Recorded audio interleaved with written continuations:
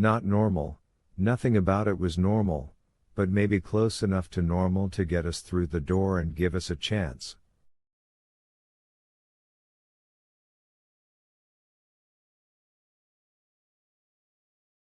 Give John a chance. But now all my carefully rehearsed words were lost in a roaring confusion. Thoughts and images, Dell burning, the mouse dying, Toot jerking in old Sparky's lap and screaming that he was a dun tom turkey, whirled inside my head like sand caught in a dust devil.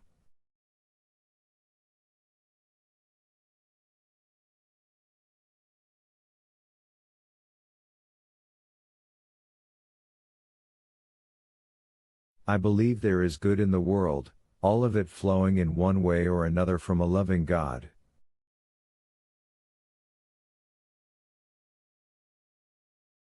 But I believe there's another force as well, one every bit as real as the God I have prayed to my whole life, and that it works consciously to bring all our decent impulses to ruin.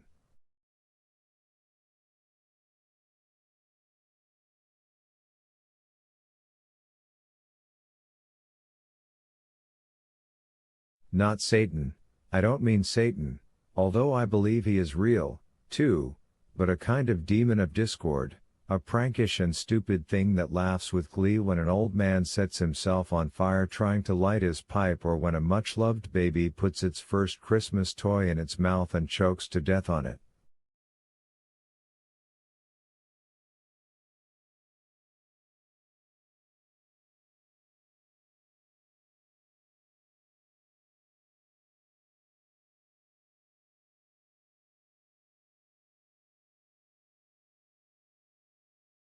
I've had a lot of years to think on this, all the way from Cold Mountain to Georgia Pines, and I believe that force was actively at work among us on that morning, swirling everywhere like a fog, trying to keep John Coffey away from Melinda Moore's.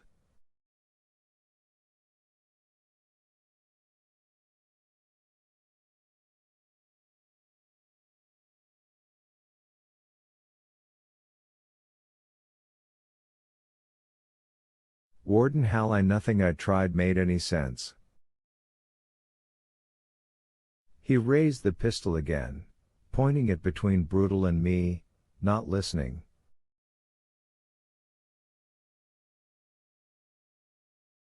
His bloodshot eyes had gotten very wide.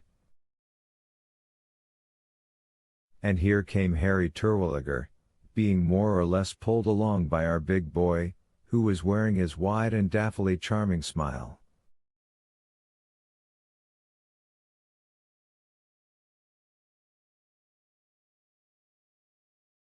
Coffey, Moores breathed.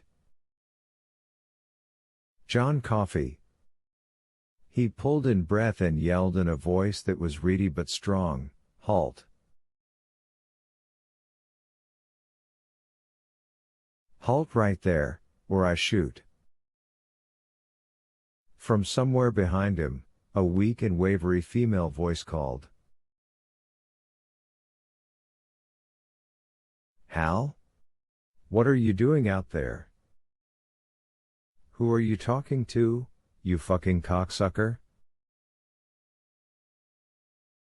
He turned in that direction for just a moment, his face confused and despairing.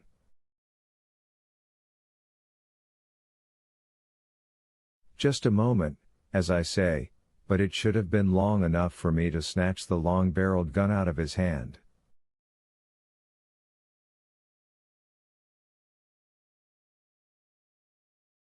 Except I couldn't lift my own hands. They might have had weights tied to them.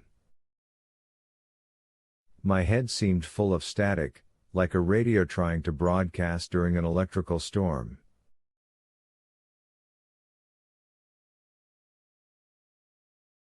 The only emotions I remember feeling were fright and a kind of dull embarrassment for Hal.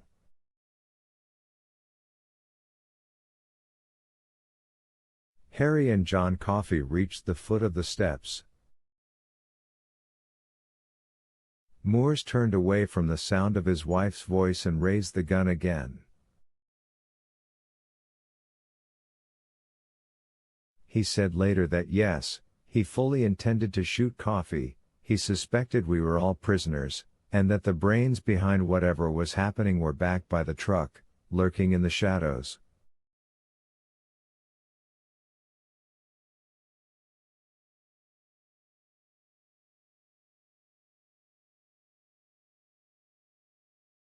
He didn't understand why we should have been brought to his house, but revenge seemed the most likely possibility.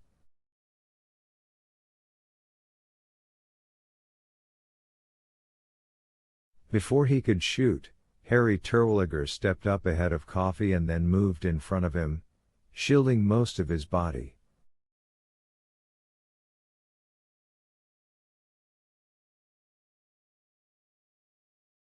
Coffee didn't make him do it, Harry did it on his own.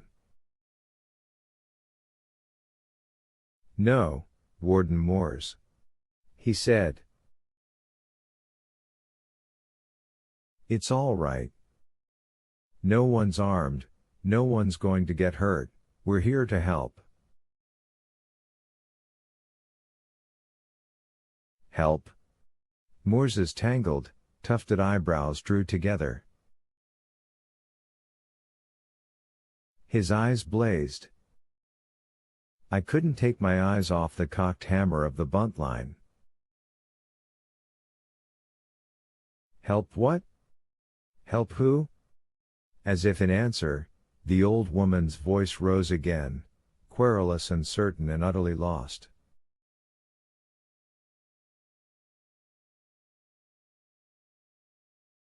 "Come in here and poke my mud hole, you son of a bitch. Bring your asshole friends, too. Let them all have a turn." I looked at Brutal, shaken to my soul.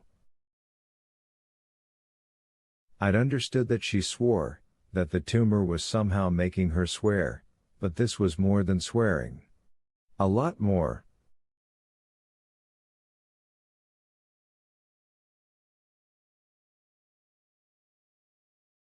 "What are you doing here?" Moores asked us again. A lot of the determination had gone out of his voice, his wife's wavering cries had done that.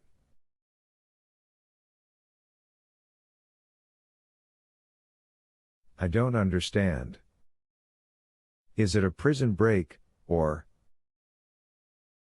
John set Harry aside, just picked him up and moved him over, and then climbed to the stoop.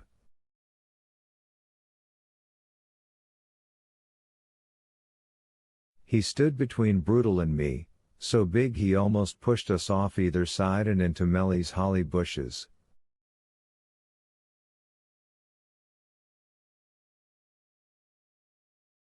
Moores's eyes turned up to follow him, the way a person's eyes do when he's trying to see the top of a tall tree.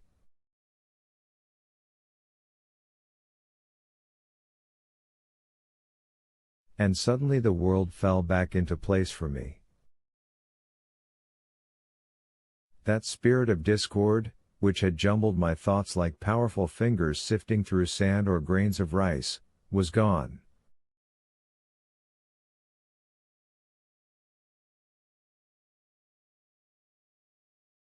I thought I also understood why Harry had been able to act when Brutal and I could only stand, hopeless and indecisive, in front of our boss.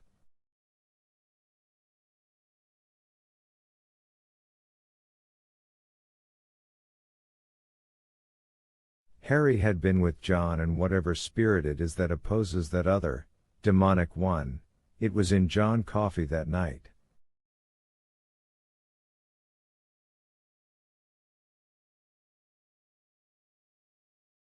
And, when John stepped forward to face Warden Moores, it was that other spirit, something white, that's how I think of it, as something white, which took control of the situation.